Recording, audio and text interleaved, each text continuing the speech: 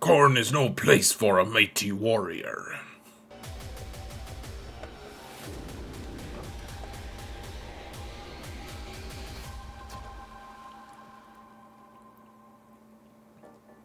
Hello everyone, and welcome to another episode of Xerath Prevails.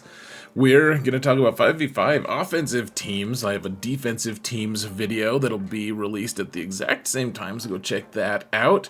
It's linked in the video description, or it'll be linked at the end of this video if you just want to click on it. It's going to be a good time. If you want to support this channel as a patron, you can click on the video description link for that. I want to thank all my patrons. You guys are awesome. Thank you guys so much for supporting me all the way into 2024. You guys are amazing. Thank you guys so much. And if you want to support this channel for free, guys, let's get this stupid 20,000 comments. Not comments. Well, let's do 20,000 comments too, guys.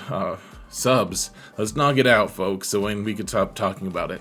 I hope everyone has a happy new year, though. Appreciate every single one of you watching. Let's jump into it, folks. It's gonna be an interesting list today for sure. So once again, we're gonna use my middle account to talk about this, and I'm afraid that it's starting to get to be such a big account. Even though I haven't spent much money on it, it's still beginning to be a big enough account that it's just kind of a challenge to discuss it without some people feeling a little left out, because this account is so big and I'm gonna have a lot of characters that maybe you don't have farmed. So I will be putting out a video tomorrow that talks about the core teams that hopefully are maybe a little more approachable. I do that every 3v3 and 5v5 season, but for this one, guys, let's just talk about 5v5 offensive teams. And I think the thing we really need to discuss, folks, first off, and I know not everyone loves datacrons, but I think it's the thing we need to point out. There's a really important this datacron set is not the most important. I should start off by saying that. It's not the most important. There are three really important ones that everyone should kind of be paying attention to if they want to beat the current teams. And one of them is a Bushcron, which yeah, this is the right one. So this one makes your Jabba team be able to beat Leia currently, even though Leia has that really good Drogon-cron currently. So there's that. And then there's also an Afra-cron that's going to make that's going to beat the Jabba team fairly easily. It's going to beat a few different teams pretty easily. And then finally, we have a cron that denies revives for scoundrels, which means Cat is going to be able to auto-kill characters that, you know, would normally revive, like Chrysanthemum or perhaps Riva. And so we got to work around those things. The other elements of those sets are maybe not quite as important, but I do think that they're important to kind of look at. Now, this account has kind of exploded in the last couple seasons. It went from 3 Galactic Legends a couple months ago to having 6 Galactic Legends, and working on Sith Eternal Emperor right now. And so it's kind of a tricky situation. How do I manage this? So why don't we talk about, oh, this isn't even the right list. Let's talk about what we're going to do for offense on this account, and we'll do the best we can mapping things out. So first off, there are 1.5 million counters to Jabba out there right now. Now, if your opponent doesn't have the team with Afra and the Cron, then you're still kind of vulnerable to a lot of different things, like the Jedi Master Kenobi. It's so easy to use Cat now to one-shot Chrysanthemum and then just lay waste to the team. And then there's a few other counters out there as well. There's the CLS counter, kills Jabba fairly easily. With the aging Datacron set, it's not gone yet until the end of the season.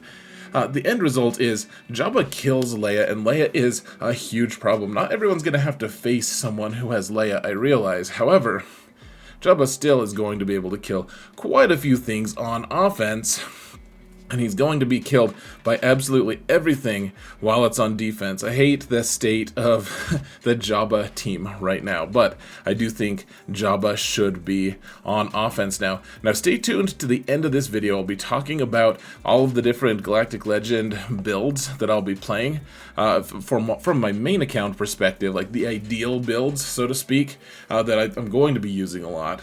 But until the end of this video, this is what I'm doing on on my middle account. That's still 10.5 million. Gosh, guys, keep buying those packs that they give us, the hyperspeed bundles or whatever, light speed bundles. It's a mess. Now, Jedi Master Luke, it's kind of a tricky thing because he's going to be asked to do a lot this season, I think. Jedi Master Luke could either just kind of go on his own and just be like with this kind of scrub team that kills a moderately successful team that's probably not a Galactic Legend level team.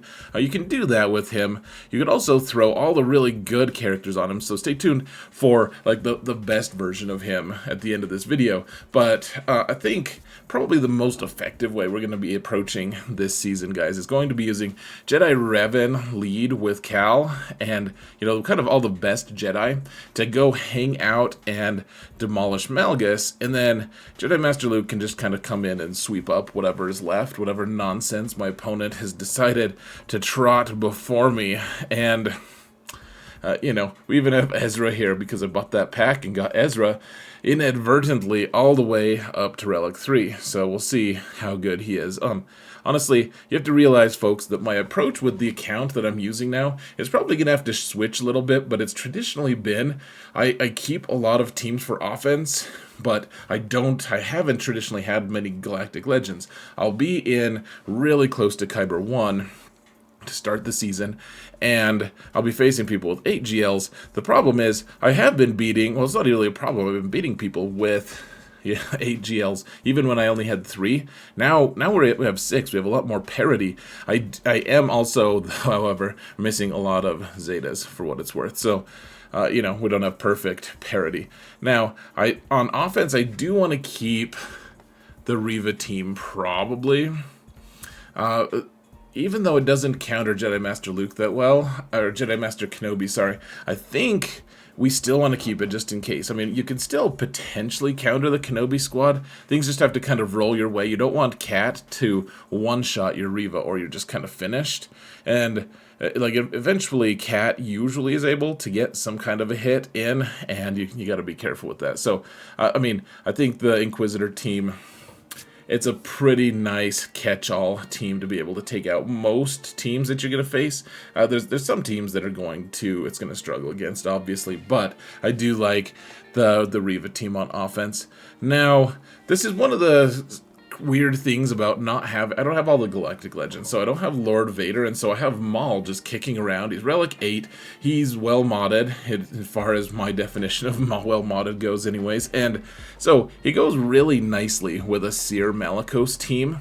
I realize that not a lot of people want to put their Maul somewhere different than Lord Vader, and honestly, my advice is going to be that you keep Lord Vader for offense and you don't bring Maul with Lord Vader. So Lord Vader is going to go kill something, you know, like Malgus, some high-level-ish team, and then Maul is going to be free to join a Seer Malicos team. And what that does is this will kill every single Rey team out there, just because Maul does so many specials in a row, and Malicos is an assisting machine. He just destroys people because of how often he assists. It's a really fun team to play, guys. Probably my favorite from 2023, to be honest. So I highly recommend you try it at some point, but I do think, I understand why you maybe don't want to use this team. Otherwise, I would say if you don't put Maul on this team, you probably want to fold it up and put this team on defense with Crew, or at least some kind of tank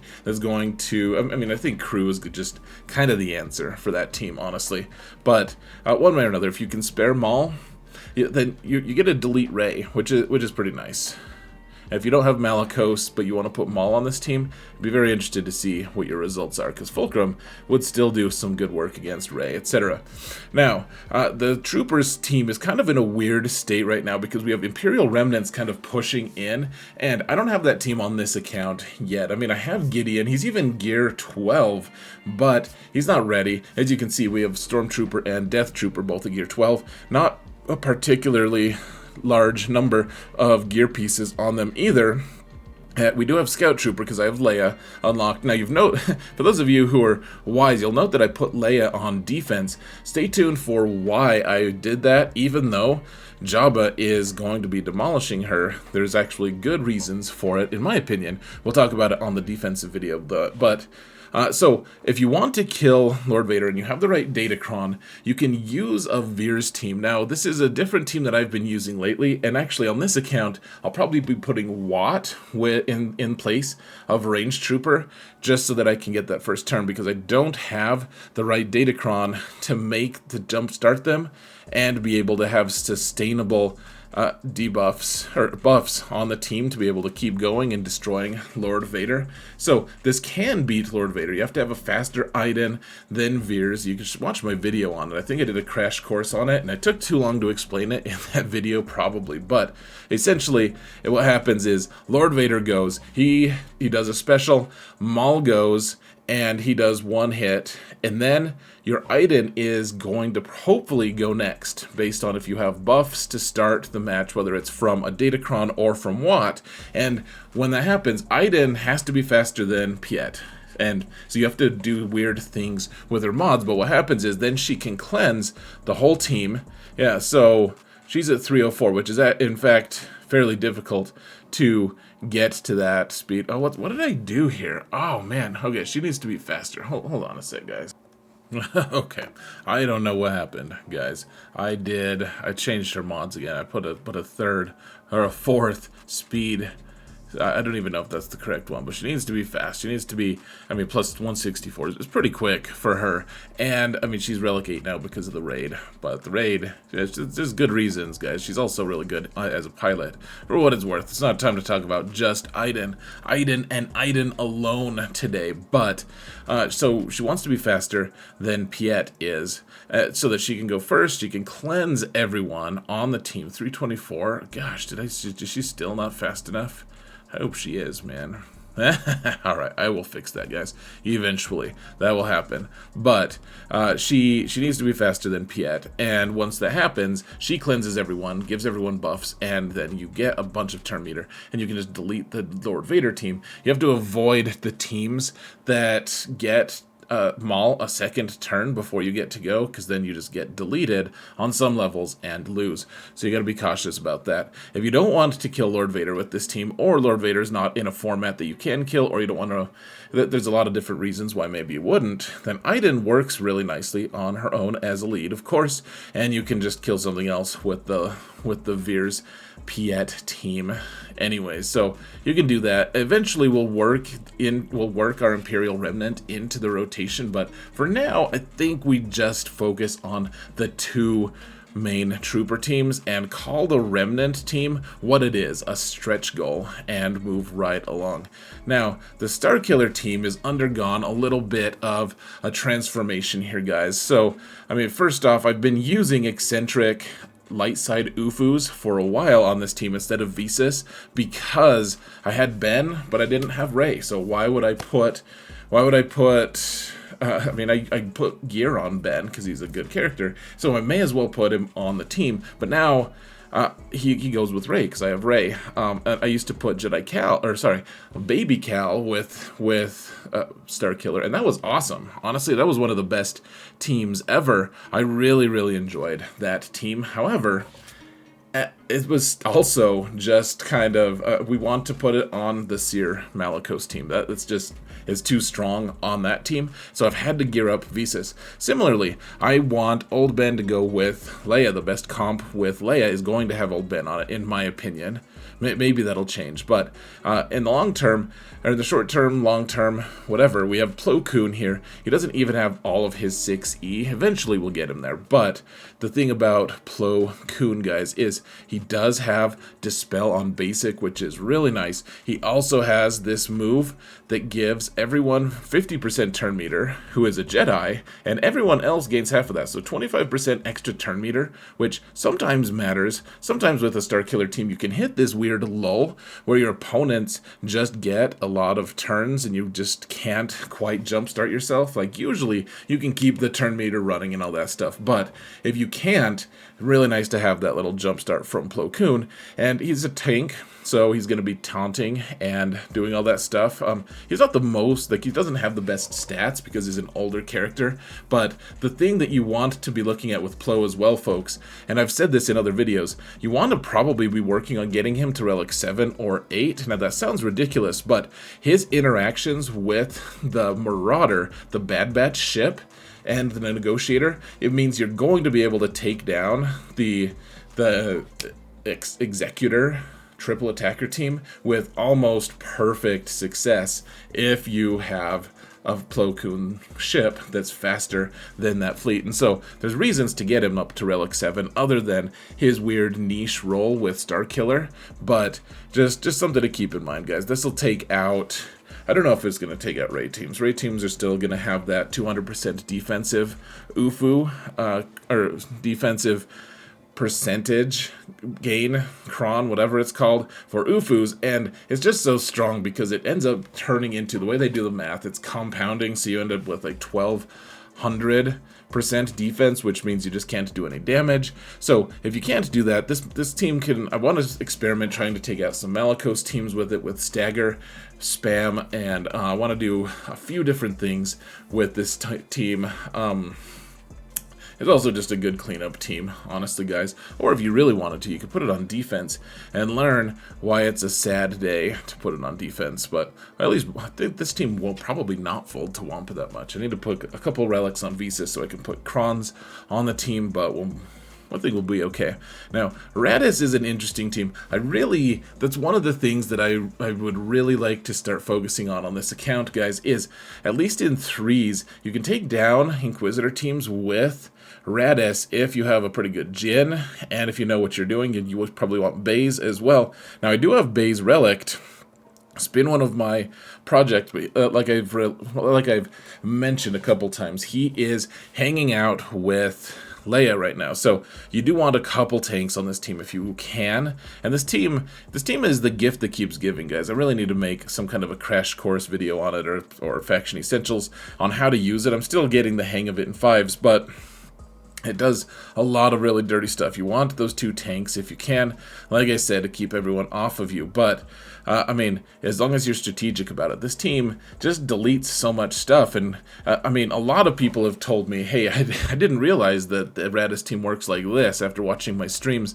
And I get it, man. There's a lot of weird rules and interactions, but this is a really nice team for offense. I would love to, I'll probably, on offense, if I have to, there's a good Rebel Datacron right now, probably swap out K2SO and just risk it with like Biston or something like that, just so I can use the really cool damage reduction cron if I get the opportunity. But this is a pretty good team on offense, or honestly on defense right now, because of that damage reduction cron. In fives, it's just, you're pretty susceptible to bounty hunters, honestly, guys. Now, CLS is good for offense and defense, and I think I placed them on both lists, in fact, because you have that defense cron right now, and it's pretty strong. It's really good. The damage reduction one, it's tough to deny that this team is a huge pain in 3v3, but it's even worse in fives, in my opinion. Now, the reason you might want to keep it for offense is because you can combine it. Dash is also a defensive team that I have slated for this season. One of the reasons you might want to hang on to both of them for offense, maybe, is because of Afra on defense. If people are putting Afra on defense, the combination of Dash with Han and Chewie, and then with the cron that lets you take extra turns after doing a basic, it's really nice. It really helps quite a bit. So just keep in mind, guys, that these teams are really nice on offense. Sometimes you gotta sacrifice for defense, though, so you're gonna have to make that decision on your own. I'm guessing I will probably end up keeping my Commander Luke, because most people will want to keep Afra for offense, just like me. Now, this is a change from last 3v3 or 5v5 season. I guess I had Afra for the final season of 3v3, but man, that was such an easy season. I mean, the last week of 3v3, but those opponents were just, I don't know, I got a good group, I guess we might say. And I didn't really even feel, I was like, oh, shoot. I forgot that I can use Afra. That's cool. I guess I'll use Afra here. But she's pretty good. I finally got her third Zeta on, so she's got 1 Omicron, her leadership on, and she's really good. The thing is, right now, if you have her Datacron, you probably don't want to use Darth Vader. Typically, I would say her best team is with Darth Vader, but if you don't, if you have the Datacron right now, she gets some cool stuff. She takes a bonus turn every time a droid ally takes a turn, and obviously, I mean, maybe Vader should be classified as a droid, in fact. I mean, it seems like it's only fair, but, I mean, he probably doesn't think it's fair. But I think the rest of us can agree he's more machine now than man, twisted and evil. And so, he's not a droid in the game, though, mechanics-wise. And so you're getting less bang for your buck with him. He's still pretty good there, honestly. B2 is really nice if you're facing Jabba, because you're not getting turns, you're not getting assists, and the Afra team really relies on getting assists. B2 does get extra turn meter whenever his allies get hit, and he's able to then kind of push the team forward turn meter wise and get those buff immunities and everything off on people that we need to have happen. But if you're up against like a Lord Vader team, traditionally your B2 is going to be really slow. He just wants a lot of tenacity. Some people just want to put potency on. Either way, he's really slow because of how many bonus turns he gets. And so you're not going to take a lot of turns because Lord Vader just puts all the debuffs on him and makes it so that he can't take bonus turn meter.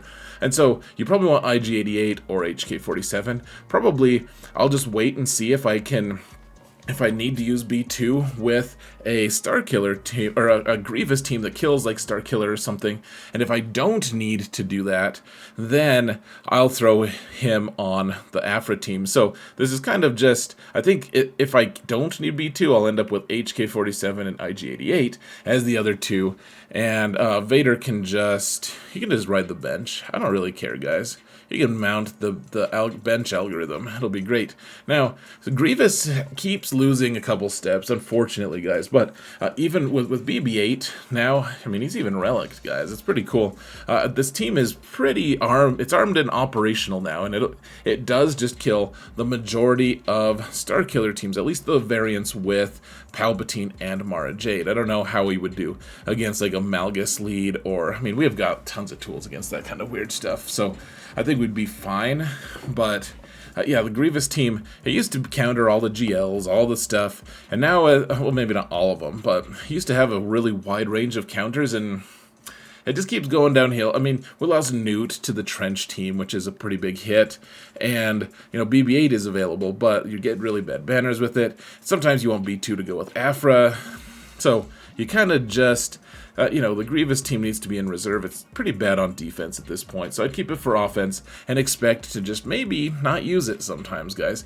Now, I did get that, like I said, I got the Lightspeed bundle, and it happened to have all of the different Phoenix characters, and this is the best version of Phoenix. If someone places Inquisition on defense, this is probably going to be the team I try to use, and I do have a Faction Essentials video on how to mod them and use them. You do need Captain Rex. Now, here's a big tip, folks.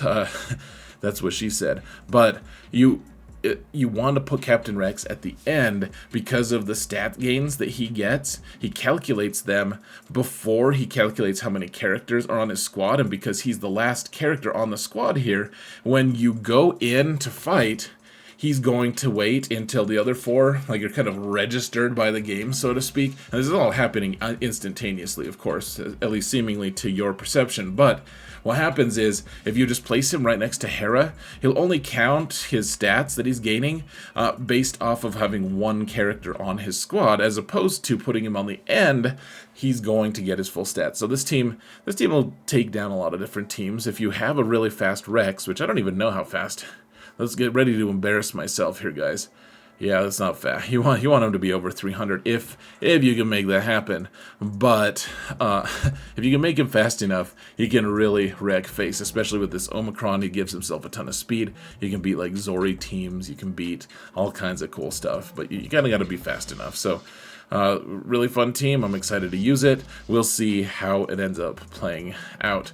Now, we have the Bounty Hunter team, and I just didn't have the heart to make all the different iterations of it, guys. Like, we could use Fennec lead with Bam here. Like, Bam is available. He's not on any of these teams. We have Bosk lead, we have Aura lead that we could use. Lots of different versions and iterations. It just depends on what we need. Bounty Hunters are horrible on defense, and you want to keep them on offense because they're so flexible and they'll take out a ton of teams. Zam here, I should probably get her to gear 13. At some point we're going to have to work on Lord Vader anyways, and you don't really need a Kron for them right now. Not any of the current Krons. I mean, the Scoundrel one is okay, but they don't absolutely need it. Now, we do have Bad Batch. I've been working on them a little bit to get the Marauder, their ship, a little better to be able to hit harder, and it's coming along. It's going to take a while. Obviously, Lord Vader requirements are going to come a little bit after getting Sail Eternal unlocked, but we're making some progress here. Relic 1 on Echo and Tech is great, guys. They'll kill that Grievous squad. They'll kill. I mean, if they go before the Phoenix team, I think the Bad Batch probably wrap them up. Okay. Oh, no, they don't. Never mind. They do terribly because Rex really rejects. He resents the idea of being dazed. And so, this team does pretty well. You have to make sure you have a fast Echo and you're able to delete, like, the Qui-Gon team. I'll be interested to see how Qui-Gon does with Keller and Beck in the mix now. I almost think the Bad Batch aren't going to do that well against it, but we'll see. In threes, I know I had one disaster against a Keller and Beck team, but we'll see if that continues. All right, the Padme squad now, or the Gidme squad. It's more like a Gidme squad because all of my Galactic Republic characters are just taken everywhere. It's like R2-D2 has to go with Leia, and I mean, they're all just like Ayla has to go with Jedi Master Luke. We have a lack of Galactic Republic support, and so I'm probably going to end up putting like Relic or Gear 8 on Eth Koth because he is a Galactic Republic support. You guys can't see it because my face is right in the way. Here, you can see for a second. So we'll see on this account. I don't know if we need it. It doesn't need anything other than that and a couple mods. We already have Cup kind of up and running a little bit. And you really want Shakti on the Gidme squad so that, you're abusing Moff Gideon's ability to get you a bunch of turn meter at the start, and then it gives you courage as well. The courage mechanic is abused, and all the Galactic Republic support characters get a bunch of courage. And it doesn't matter if they're Gear 8, they'll still knock Malicos the F out in one shot. And so this is a good team if you can kind of use the right characters for it. And we're kind of having to scrounge now because I don't have any other Galactic Republic supports available. We do have Wampa, however, bless his or her soul. We have Mon Mothma now. We have Wedge as the 4th or 5th character, and I think I'm going to just keep him there for a while anyways because on basic he does defense down, and which is pretty nice. He does extra damage as well when he's hitting someone with defense down, and because he's assisting all the time, everyone's assisting. It's nice. This is a cleanup squad. This will kill. I think this will still, even with the low relics, I think it'll still take out most Lord Vaders if we have to clean up Lord Vader or if we have to clean up Jabba, something like that. Nice sisters. Obviously no Omicron these days, but I've never used an Omicron on this squad, if you couldn't have guessed, with their yellow circles around them. I do really like the double Omicrons with Asajj and Marin. This team will take out. This will take out that Grievous squad as well. This will also take out usually the Jabba ads, so that you can double tap Jabba if you need to. You're going to be able to take out a lot of different teams. I mean, when Desperate tried to use against CLS, you just got to be careful and kind of focus down Chupio early on. Otherwise, Chupio kills enough of your people, and you're getting stronger, and yeah, this is cool. And then Chupio hits you 5 times each character and just deletes the whole squad. It's just, he drops a spoon and kills the whole town. It's horrible. Guys, it's a horrific event, and no Nice Sister has ever recovered from that catastrophe. So you got to be careful with Night Sisters, but they are really helpful. I usually find a way to use them in most matches, even in Kyber 2 or Kyber 1. This account does pretty well with even the low relics, the low gear on Night Sisters. It actually plays well into it because they die, and then you get stronger because they're dying. It's pretty neat. It's neat, guys. Now, the last couple teams, this is a team I don't really advise. If you have a couple Omicrons on Akbar and Princess Leia, this is actually a better team even in 5v5 if you just use the 3, because then it's a perfect loop of you with his Omicron, Akbar's Omicron, it calls 2 people to assist, and you don't want 2 other random guys messing up your perfect loop, so you can kill teams in 5v5 with this squad. It doesn't happen as much. I want to see if we can kill an Adrad team with this. We could do it so easily in 3s, especially because there's the Omicron right now, or sorry, the Datacron for that team. It's really strong. So there is that. Finally, folks, we have Tuskens. This team, so there was this funny situation last season, guys, where I could not clear a team with this account.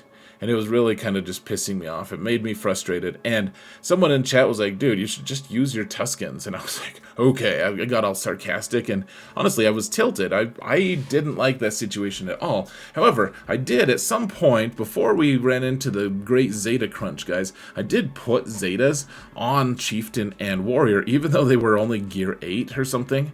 I mean, they're gear 9, I guess. They both need a Chirotic piece. Like, stop begging, guys. Like, knock it off. And Warrior, we haven't even farmed. Oh, Warrior's in Cantina, huh? We should probably just farm Warrior at least. But one way or another, guys, what happened was this team that was fully relicked, had turn meter loaded, was a very strong team. I forget, maybe it was like a SAW team or maybe a CLS team. We ended up killing a couple characters. We didn't kill the whole team. And then I didn't clear anyways because I was totally out of characters. But the Tuskens surprised the hell out of me, and so I did get Raider and Shaman up to gear 12 after that. I think they were just like a gear 9 or 10 as well. It just really surprised me how effective they are if you put the Zetas on them. And so, I mean, would I recommend just having this be a central theme in your list? Like, you have to have Tuskens? No, absolutely not. But I do think that this team is going to maybe help me out if I get desperate. So, alright, let's go look at my Galactic Legend builds really fast. This video is already way longer than I wanted it to be, but let's go look at the Galactic Legend builds. We'll get you out of here. Alright, we're back. Madness.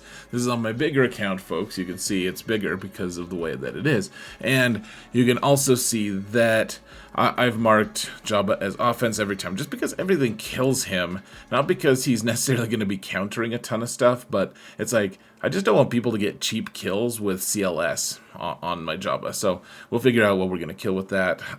We talked about that a little bit. Now the Rey team, I can't decide, folks, if I like L3 or Barriss better here. I do like Rey on defense right now. If you have the Kron that gives them the stacking, awesome, compounding buff. So highly recommend you doing that. This team gets a lot of holds, does a lot of cool stuff, and right now there's not a compelling reason to keep it for offense. I love Rey on offense, in fact, a lot of times, but right now I just think she's one of the best defensive teams, and really this is going to be a difficult season to have a great defense on, and Rey is one of the few exceptions to that. Now, we do have Leia here, and we'll talk about why I want to put her on defense in my defensive video, but this is the comp that I like the most because it doesn't delete, it doesn't get rid of that CLS team. It doesn't require you to put Chewie and Han on the team. I like Old Ben and Baze. I got a ton of holds with it last 5v5, and yes, I realize a lot of that's going to be the Datacron, but these guys really do hold down the fort. I don't know if Relic 5 on Baze is going to work for my alt, but I have Relic 8 on him, so we're good to go on my main account. Lord Vader, so this is going to be on offense here, folks, and you can see we're kind of double dipping with Thrawn, so you gotta be careful, but keeping Vader for offense so that we can keep, as I said before, keep Maul available for that Seer Malicos team to be able to delete all the Reys that we find, because Rey is such a huge problem. problem. And Lord Vader, last season, what I mostly did was just kill Malgus teams with it. And putting Ninth Sister, she's only Relic 7. She's not super well modded, but this team does really well. As long as Piet survives and keeps giving the buff to Vader, and but the Malgus team has to keep hitting Vader, this team does really, really well against Malgus, and it's fairly cheap. If you're not using his lifter unit, killing a full Malgus team with Lord Vader, not too bad of a result, in my opinion. Now, the Kenobi squad is going to either be offense or defense, but I do like, I mean, it's a pretty standard thing. Double tank if you can. If you can't, if you need Mace for something else, you can always replace him with another Galactic Republic of some sort. He's not that picky, honestly. Kenobi uses them all. I like the Supreme Leader Kylo team with the 200% defense boost Kron, if you can get it. And putting it on defense or on offense, either one is pretty good. Obviously, if it's going to be on offense, you might want to configure your stuff a little bit more, depending on what you're trying to counter. I did have a lot of success with this team on defense last season. Now, Sith Eternal Emperor, probably offense only this season, and this is why we double dipped on Thrawn, because if you clock it right, so that Thrawn is, let's see, I think you have to have your armor just a little like 21 faster than Thrawn, something like that, so that the armor can go get her armor shred off and get a third stack of Beskar, and then because Thrawn gets 20 speed from Palpy, then he's going to go right after that, because he's 21 speed slower than armor. He's going to go hand her the turn again so that she can put 3 stacks of Beskar on Sith Eternal, and then Sith Eternal is going to be able to kill teams like Kenobi and stuff. So, depending on what you need from your teams, Thrawn is going to be on either Lord Vader or Sith Eternal Emperor. And using the Geobrute Alpha to get one shot against Cat is actually just really funny to me, because she denies revives, but then we just summon another one. We're like,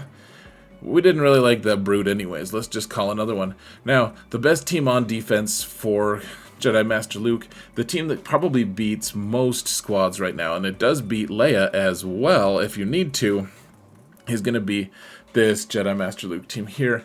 Jolee, like that slot is variable. You could use Grandmaster Yoda. You could use Mace Windu. There's a lot of different teams you could use with him. I think I had the most success this season with Jolee against that team. So that's what I'm going to be using this season, folks, for GLs and for just offense in general.